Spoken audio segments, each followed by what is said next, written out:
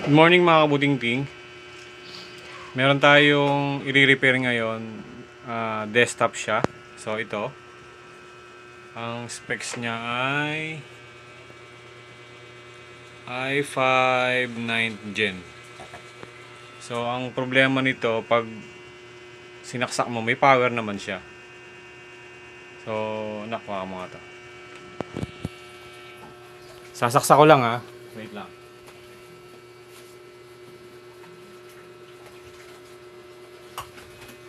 Pag sinaksak mo siya, direct na siyang nabubuhay oh. Matic nagpa-power on na siya.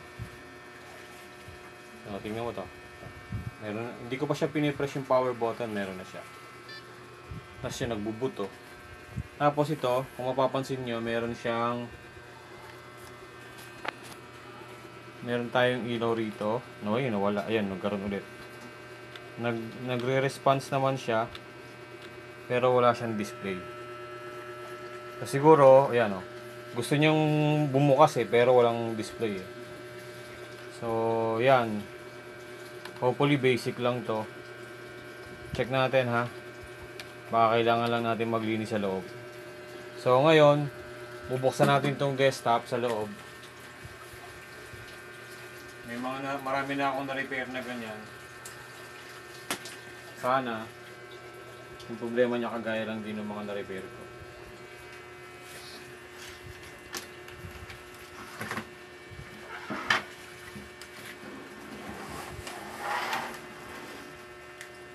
Buksan natin. Dito ka.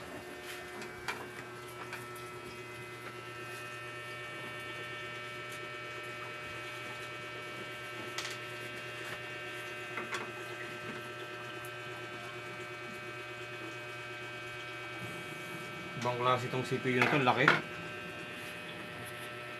Pero may CD-ROM pa siya oh.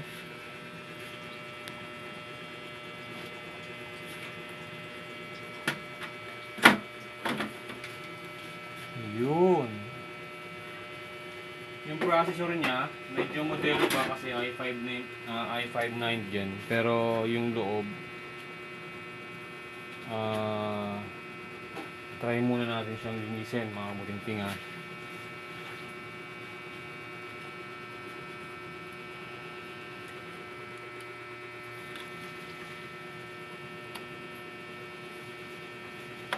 Linisin natin yung RAM niya. Usually, pero malinis oh. Malinis siya Ay.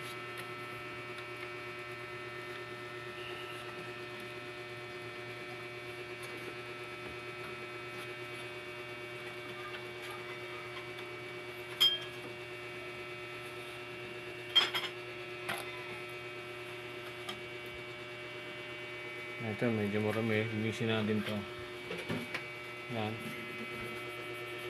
Erase lang. Erase.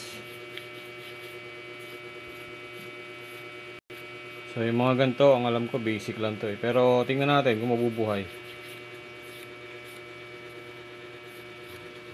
Try muna natin. Ito, muna natin natin. So, isayin lang muna natin sa pack.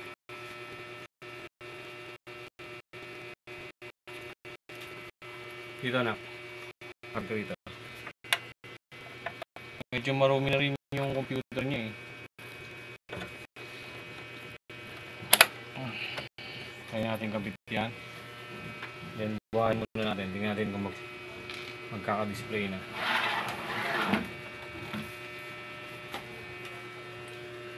Natin.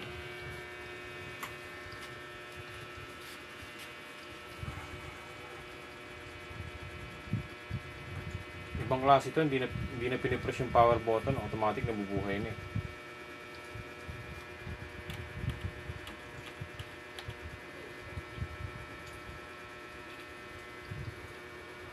Yun, lumabas. Matagal lang. Tingnan lang natin kung magkaka-display.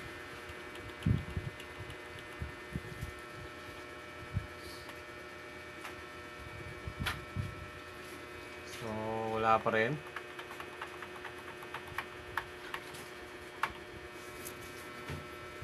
Wala pa rin tayong display. Tingnan mo siya, i5 na din, pero may CD-ROM pa.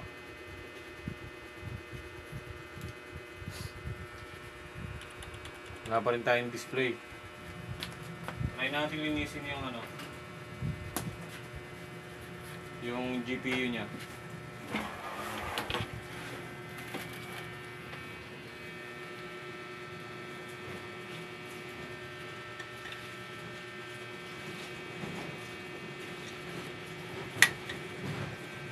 Hindi pa ako nakabukas ng ganito eh.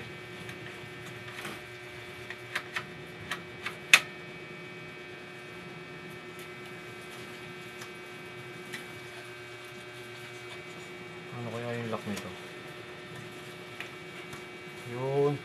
Yun lang pala yun. Okay.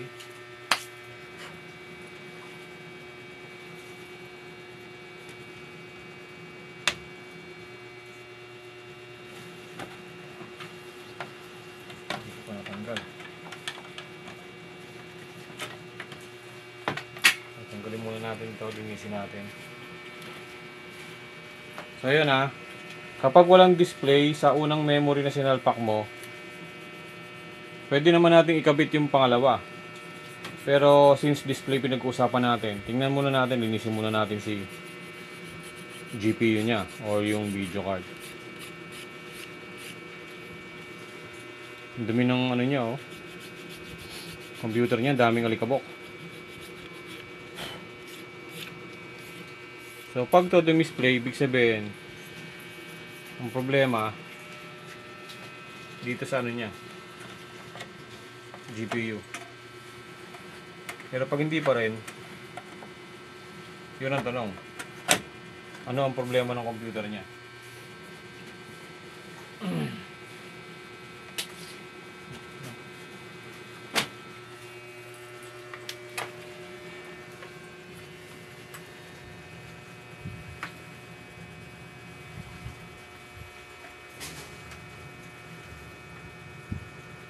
Okay.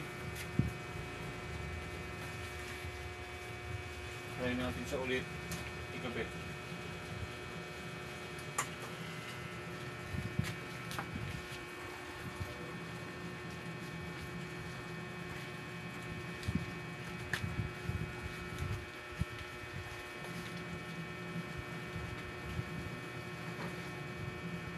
Wait lang tayo.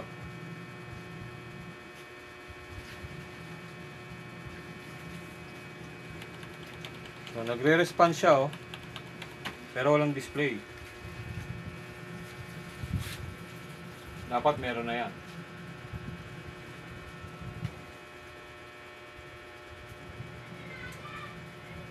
Kapit natin isang memory niya.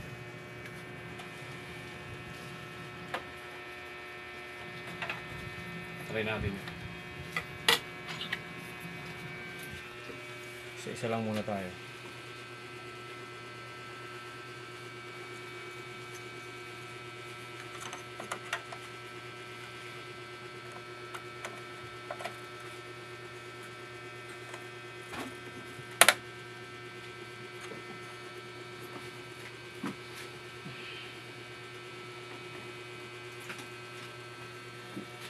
Yan natin ulit kung mabubuhay.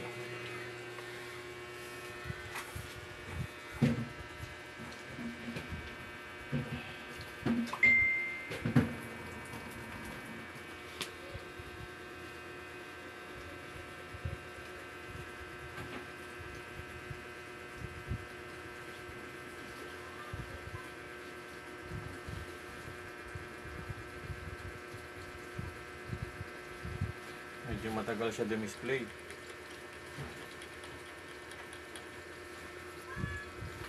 Wala din siyang response.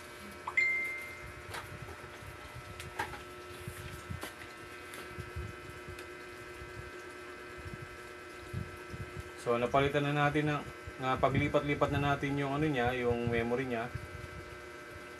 Nilinis na rin natin yung CPU. Try naman natin i-reset yung BIOS. Ay, yung CMOS battery. CMOS battery naman tayo mag ano.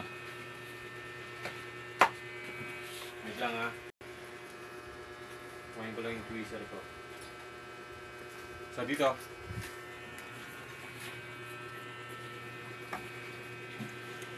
Check natin to. Nakikita ba na? Lapit ka. Ito. Yan.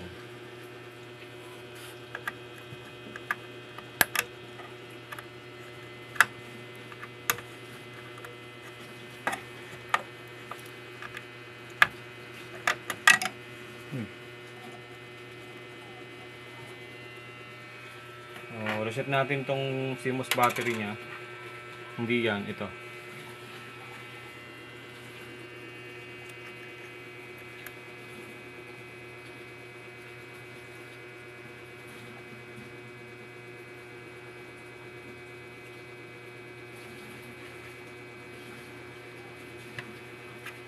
Okay. Try natin buhayin nang walang ano, CMOS battery. Baka mamaya frozen bias lang tayo.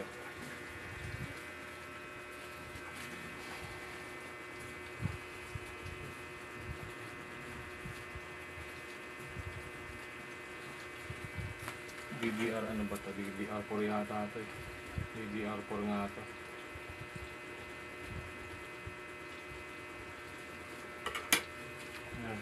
Ano namatay? Namamatay siya.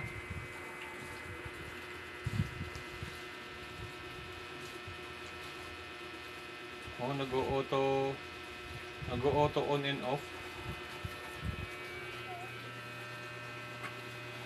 Battery lang tinanggal natin diyan.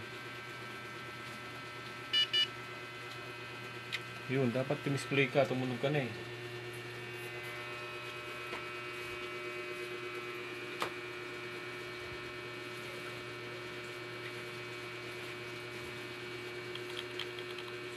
Hintayin natin. Huwag tayo isang memory. Huwag tayo niya. Wala pa rin. So, tingnan natin. Anong dahilan? Bakit ayaw?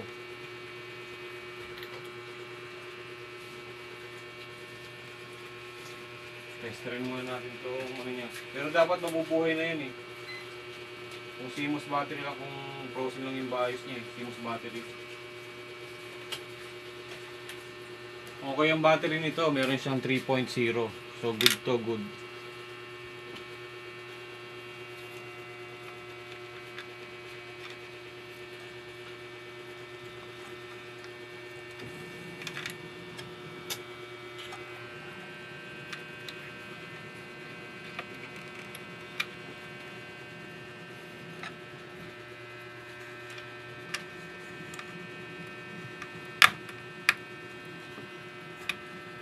Good yung CMOS battery natin. Ano pa? Try tayo ibang memory. So ito yung dalawang memory ni customer. Try tayo.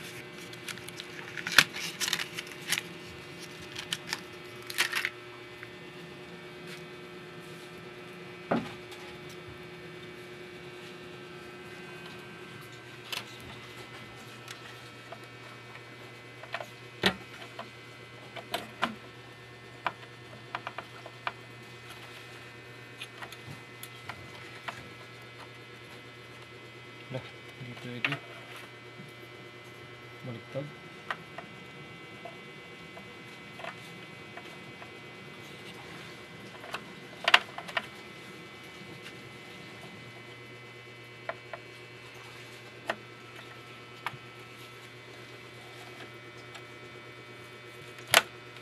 So yung memory natin, yung RAM, bago yan.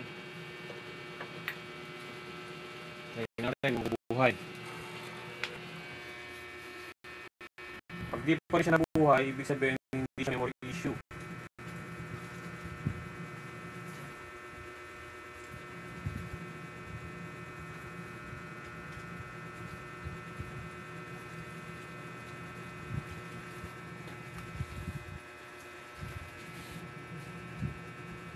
Mamamatay oh.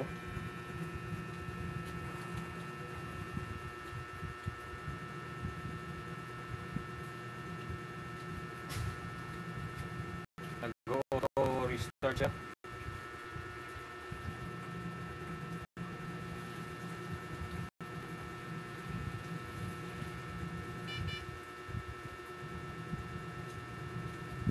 So may meron tayong narinig na dalawang beep. Hindi natin alam kung ano yun. So bago na yung memory natin, wala pa ring display. Ano yung dahilan? Ikaw, Sam, ano dahilan? Lipat natin ng slot.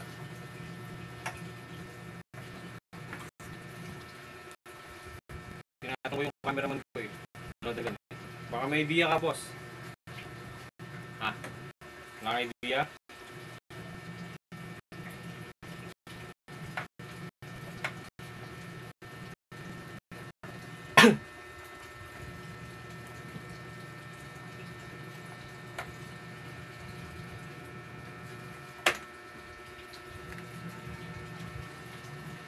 Lilipat natin ng slot yung memory.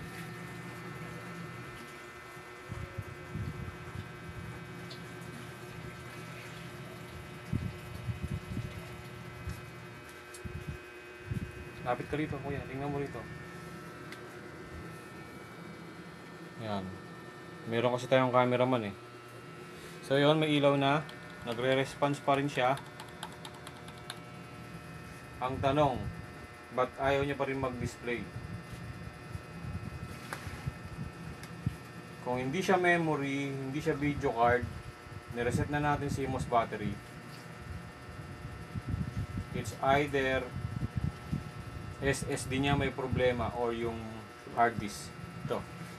Lapit ko rito. So ito yung SSD. Yan yung SSD. Ito naman yung hard disk niya. So na-try na natin magpalit ng ng memory, ganun pa rin. Nilinis na natin yung memory niya, ganun pa rin. Nilinis natin yung GPU niya, ganun pa rin. Nag-reset tayo ng CMOS battery, ganun pa rin. Ito, try natin tanggalin yan. Minsan kasi hinaharang nila yan eh. Try natin tanggalan ng supply. Kuya, tatatandaan mo itong ginagawa ko. Tanggalan natin ng supply yung hard disk niya. Ayan, tanggalan natin.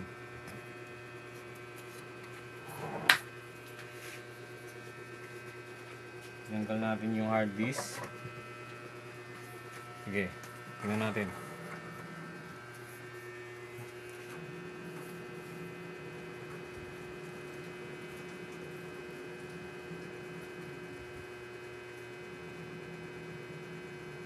Display.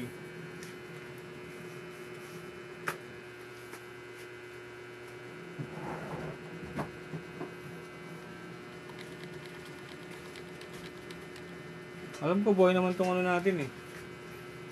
Okay naman yung monitor natin. So wala pa rin.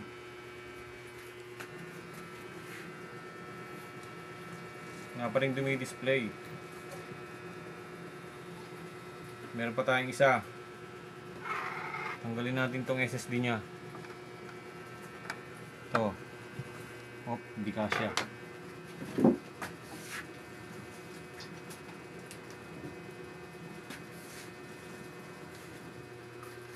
Tanggalin natin to. Baka mamaya kasi may problema SSD.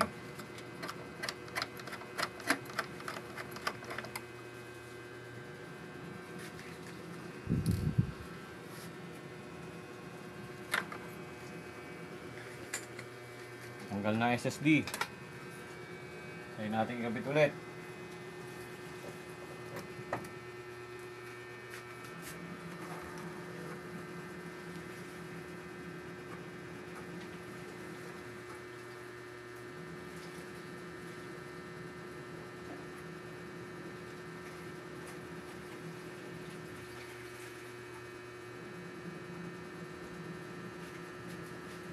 Pag wala pa rin, magta-try tayo ng ibang video card.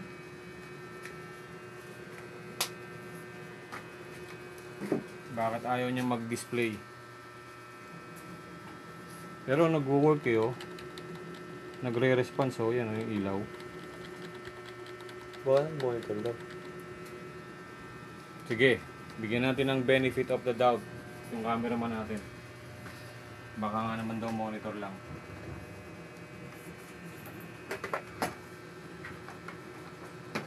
Palit tayo ng monitor.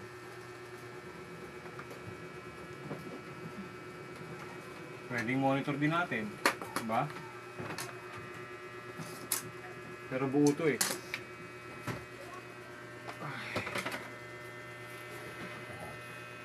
Okay.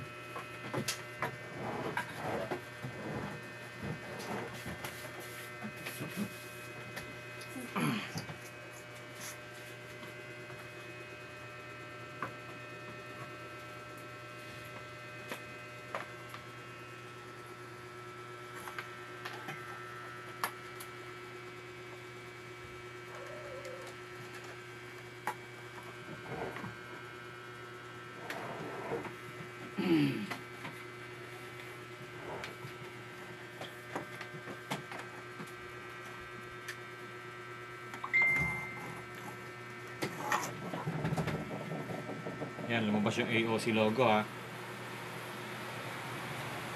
Ayun o! Monitor nga! Galing pala yung cameraman natin eh. Galing! Oh! F1. Oh, galing yung camera mo! Galing! Teka. Patayin muna natin ha. Magaling pala yung cameraman ko. Meron na akong assistant dito ng mahusay. So,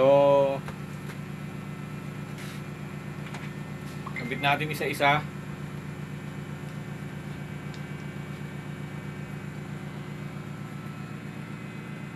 Yan. Kabit natin siya isa-isa. Galing mo boy ah. Paano mo naisip yun? Ha? Tinry mo na lahat. Ha? Tinry mo na lahat. Tinry ko na lahat. Tanggalin natin yung memory ko.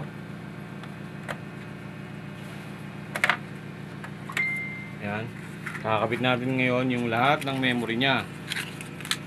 Titingnan natin kung mabubuhay.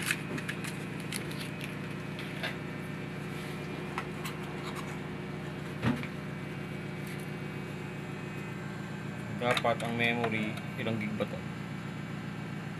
4. Dapat ang memory, sali siya ng lagay.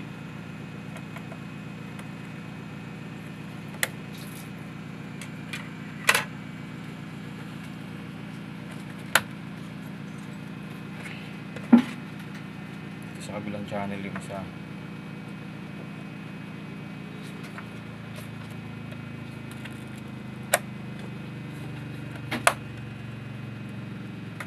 Okay.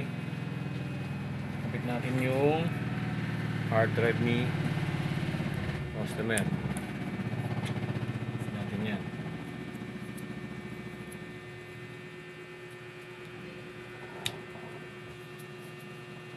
Ano pa ba? Wala, diba? Yun lang naman. So ngayon, tatry natin na wine red.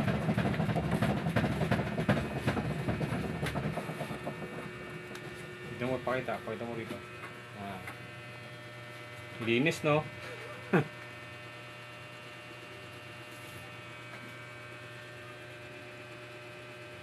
Tingnan natin kung mabubuhay. Medyo matagal lang siya mag-ano eh. Ayan, meron na siyang, ayun oh. Galing ng cameraman ko. Very good. Set up muna natin to. Device, keyboard, generic, detected storage, smart supported, NVMe smart, warning your chassis has been open. Aling chassis? Okay lang. Delete muna tayo. Pasok mo tayo sa BIOS niya. Para makita natin kung ano. So, yun. Tama nga. Ang specs ng computer niya is i5 9 Gen. Edit natin yung ano niya, date and time. 10, 31, 2023. Time 12, 16.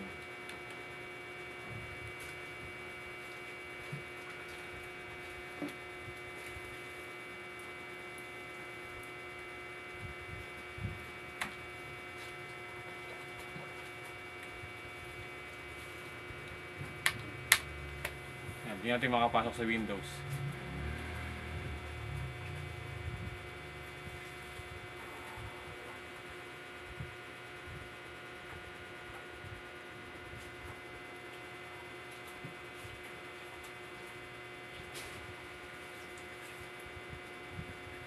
Hindi siya makapasok sa Windows.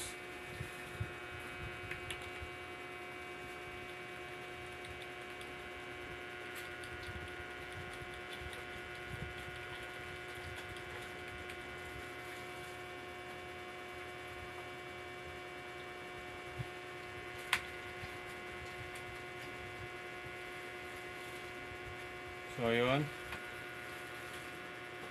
hindi nakikita dahil may ano eh, may flash eh.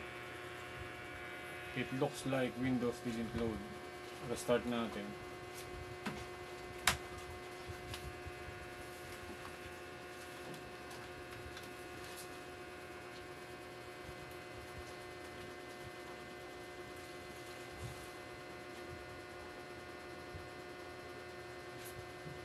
Why? Pag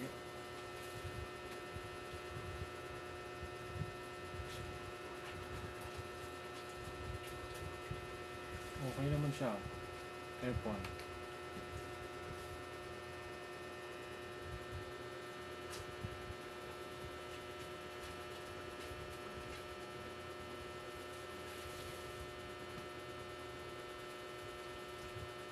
So yun mga kabutingting, nangangawit na yung kamay nung cameraman ko. Kung mapapansin nyo, yan, ito yung cameraman ko. Kung mapapansin nyo, buhay na siya. Ano yung naging dahilan? Hindi natin alam. Dahil tinry natin lahat kanina, ayaw pa rin mag-display. Pero sa monitor ko, alam ko yung monitor na yung buhay yun eh. Walang problema yun. Hindi ko alam bakit hindi siya nabubuhay ngayon eh. Kaya nag-second opinion tayo ng ibang monitor, kaya ayan, nabuhay na siya. Pero dahil ginawa natin yung mga basic troubleshoot, paglilinis ng RAM, ng video card or GPU, reset ng CMOS battery, tinanggal ang hard drive, tinanggal ang SSD. Then yung last option na ginawa natin, na sinadjust ng cameraman natin, mag-try daw tayo ibang monitor. And then yun nga, boom, napahiya ako. De, yun nga, nagkaroon ng display yung monitor natin. So, solve na problema natin dito mga kabutingting. Gagawin ko na lang, tatanungin ko yung may-ari kung gusto niya ipalinis kasi masyado na rin siyang marumi. Masyado na siyang marumi. Lahat as in. Ayan, lilinisin na rin natin lahat yan. Para pagdating sa kanya, wala na siyang worries. Malinis yung computer. So yun mga kabutingting, sa ngayon na naka-repair na naman tayo ng isang computer. Ayun, sa tulong ng ating cameraman. Yun! Yung cameraman natin, ano yan, anak ko yan. Si Soundplace yan. Yan. Gusto mo ba makita? Ito. Ayaw magpakita sa camera eh. Anyways yun, mga kabutingting, okay na yung computer natin, lilinisin na lang. Paalam natin sa may-ari. So yun, salamat mga kabutingting, at sa susunod na repair natin, mag-upload ulit tayo ng bagong video. Yun lang, and God bless, bye-bye.